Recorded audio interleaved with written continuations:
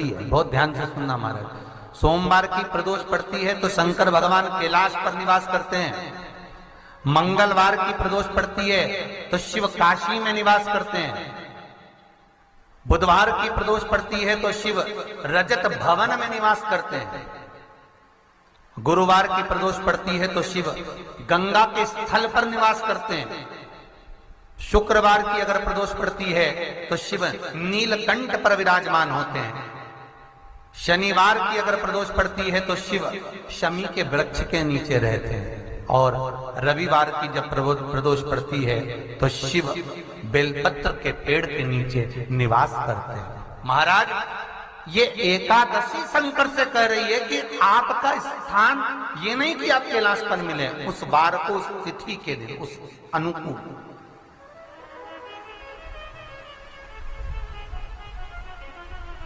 हमारे यहां कहते हैं सोमवार की जो प्रदोष पड़ती है वो इच्छा पूर्ति करती है। मंगलवार की प्रदोष रोग से मुक्ति देती है।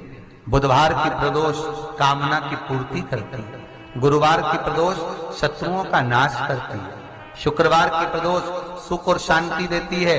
शनिवार की प्रदोष संतान का सुख देती है। और रविवार की प्रदोष जो काम दुनिया में कोई नहीं कर सकता वो अचूक फल की प्राप्ति रविवार की प्रदोष करा देती है। महाराज ऐसी प्रदोषों का नियम वर्णन किया चाहिए। भगवान कहते ठीक है तू थोड़ी देर खड़ी हो। एकादशी सम्मुख खड़ी हुई।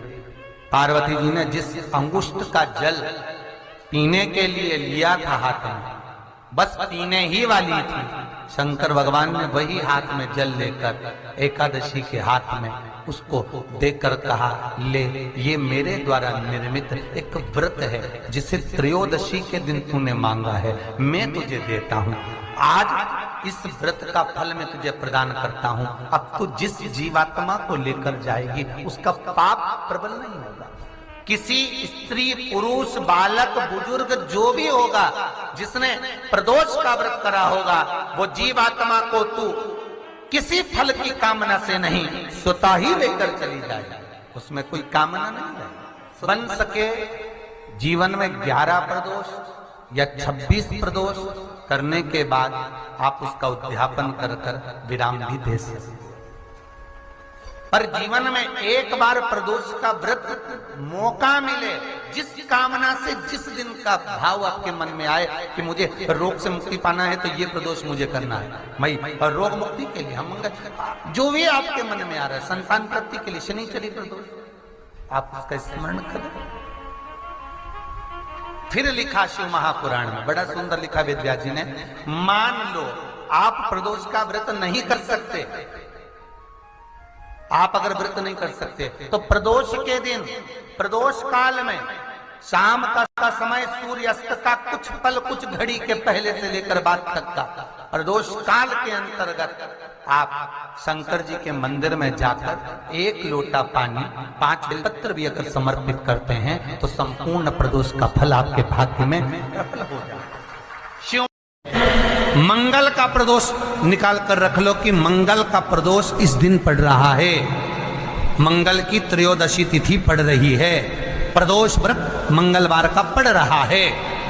और जिन लड़का लड़की को मंगल होते हैं, जिन कन्या और वर को मंगल होते हैं, केवल शंकर भगवान के मंदिर में जाकर चौमुखी दिया, 4 बत्ती का दिया आटे का, उसमें घी डालकर लड़की शंकर भगवान के मंदिर में मात्र 7 बार शंकर पे से उतार कर 3 बार स्वतः उतार कर शिव के मंदिर में रख देती है।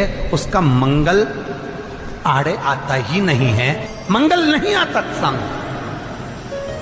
मंगल प्रदोष व्रत का इतना महत्व है महाराज। जब जिस महीने में जो प्रदोष पड़ा करे, जब प्रदोष पड़े, बन सके 1 बेलपत्र, बन सके 5 बेलपत्र, शमी पत्र, हरे मूंग,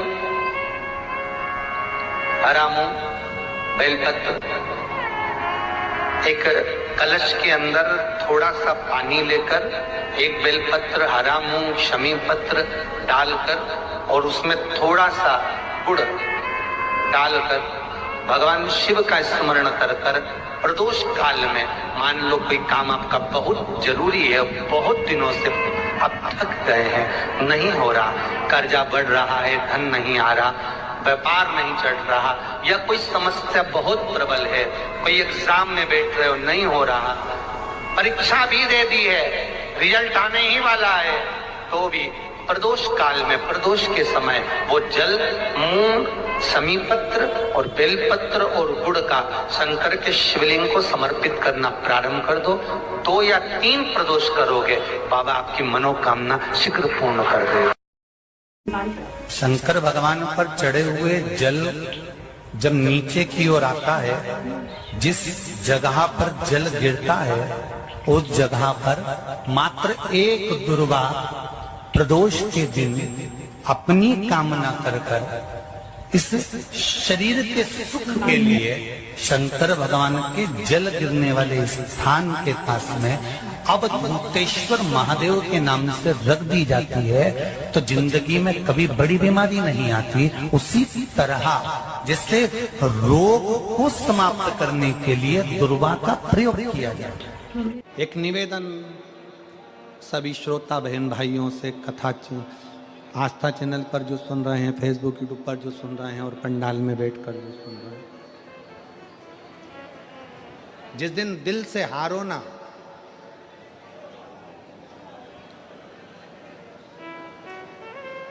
थोड़ी तकलीफों में अगर घिर जाओ, तकलीफें आ जाए, कष्ट आ जाए, तकलीफें जिस दिन तुम्हारे भीतर बहुत ज्यादा मात्रा में आ जाए, उस दिन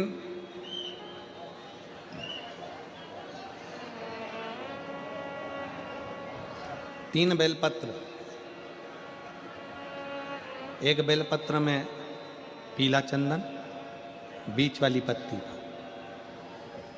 जिस दिन तुम्हें लगे कि मैं बहुत दुखी चल रही हूं और मेरा काम हो ही नहीं रहा, बहुत तकलीफ की जिंदगी चल रही है, कोई हाथ पकड़ने वाला नहीं है, कोई संभालने वाला नहीं है और बहुत तकलीफ हो गई, बहुत तकलीफ।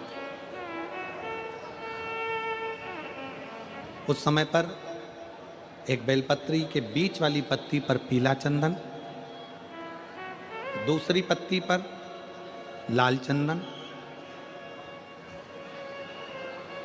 और तीसरी पत्ती पर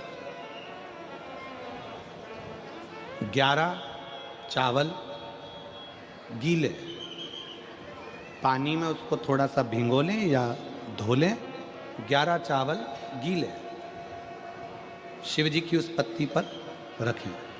सबसे पहला पीला चंदन का बेलपत्र, दूसरे नंबर पर लाल चंदन का बेलपत्र, तीसरे नंबर पर जो 11 चावल आपने धोकर रखे हैं वो हाथ की हथेली में रखना है और हाथ की हथेली में रखकर अपनी कामना कर कर भगवान शंकर से विनय कर कर पंचाक्षर मंत्र नमः शिवाय या षडाक्षर मंत्र ओम नमः शिवाय या श्री शिवाय नमस्तुभ्यम बोलकर उस बेलपत्र पर सीधे हाथ में रखकर उल्टे हाथ का स्पर्श कर कर बाबा से अपने मन के भाव कहकर शंकर के शिवलिंग पर उसे समर्पित कर दीजिए। एक ही लोटा जल, जहां से जल बहता है अशोक सुंदरी वाली जगह, एक ही लोटा जल जहां से जल बहता है उस जल बहने वाली जगह पर 3 बार उस जल को अपनी कामना कर कर श्री शिवाय नमस्तुभ्यम या पंचाक्षर मंत्र या षडाक्षर मंत्र बोलकर 3 बार उस स्थान पर गिरा दीजिए।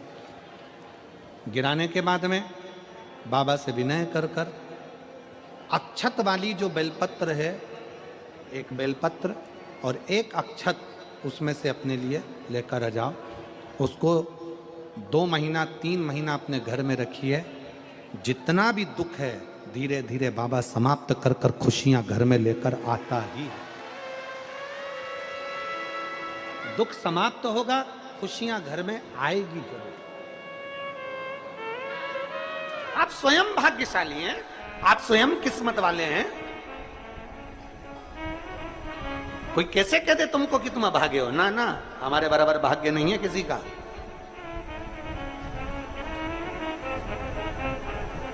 तुम्हारी ग्रह खराब है, तुम्हारे ग्रह खराब है, शंभेश्वर महादेव का नाम 7 कनेर के पुष्प, कितने? 7 कनेर मालूम है? ये रोड पर जो जाते हो डिवाइडर में पीला पीला फूल लंबा, जो कि पशु पक्षी कोई नहीं खाता, जहरीला फूल माना जाता है। कनेर के 7 फूल, एक बेलपत्र। जिस समय पर कनेर का फूल बेलपत्र के साथ चढ़ाया जाएगा तो 7 कनेर के पुष्प सीधी बेलपत्र पर आपको रखना। 2-3 प्रदोष कर कर देखना।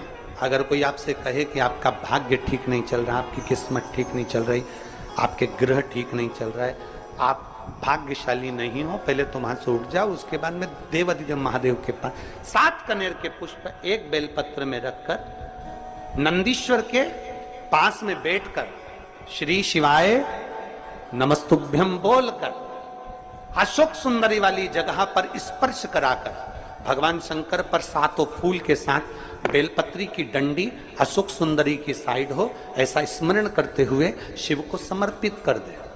वही बेलपत्री 5 बार नमः शिवाय या पंचाक्षर मंत्र, षडाक्षर मंत्र या श्री शिवाय नमस्तुभ्यम बोलकर वही बेलपत्री 3 प्रदोष, 4 प्रदोष, 5 प्रदोष, 2 प्रदोष, जितने प्रदोष आप चढ़ा रहे हैं प्रदोष काल में, वो बेलपत्री लाकर अपने कक्ष में अपने पूजन वाले स्थान पर रखते जाओ। एक बेलपत्री एक प्रदोष पर लाओगे, अगला प्रदोष आएगा, कितना अंतर पड़ता है आपके भाग्य बदलने में, आपको खुद मालूम पड़ जाएगा कि आपकी किस्मत कैसे बदल रही है।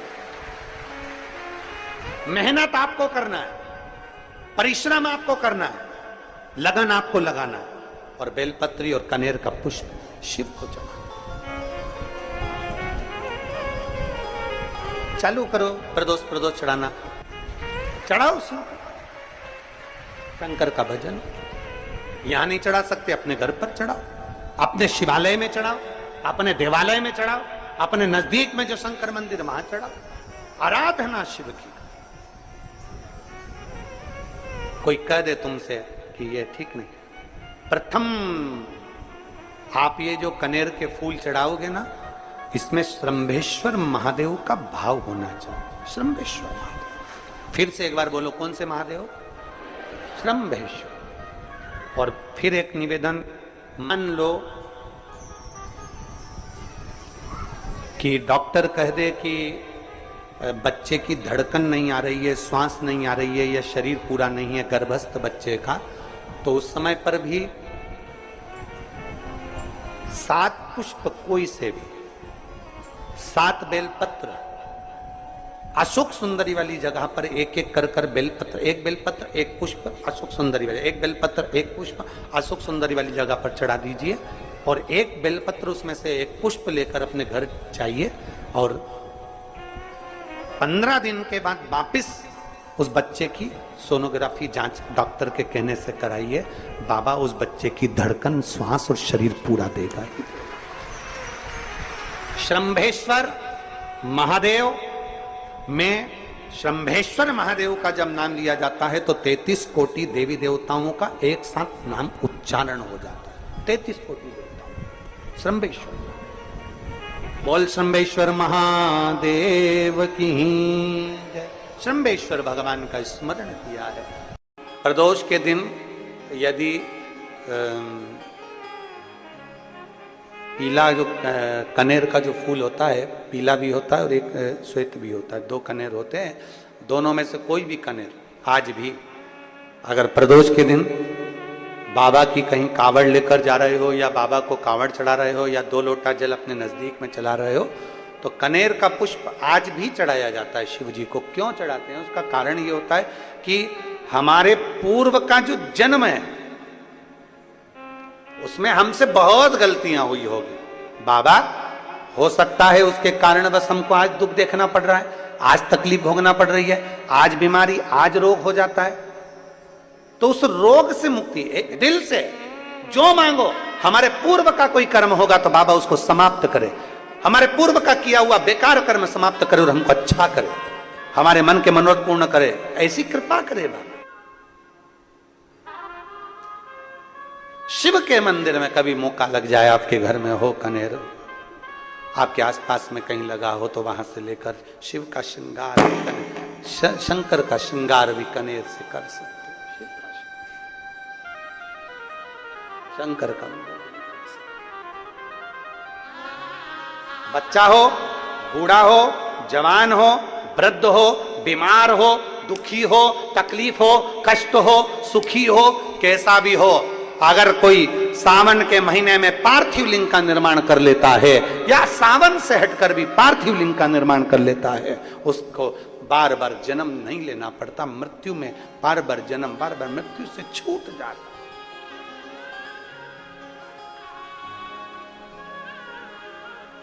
जन्म